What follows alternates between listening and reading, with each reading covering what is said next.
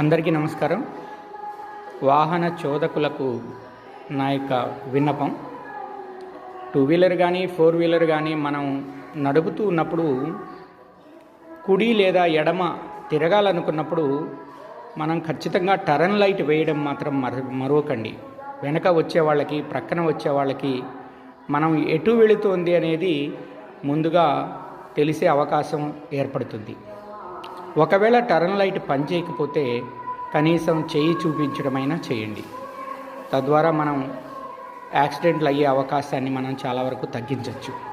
మరొక ముఖ్యమైన విషయం ఏంటంటే, వేగం అనేది ప్రధానం కాదు. వేగమే హీరోయిజంగా చాలామంది భావిస్తూ ఉంటారు. Never. Safety driving is heroism.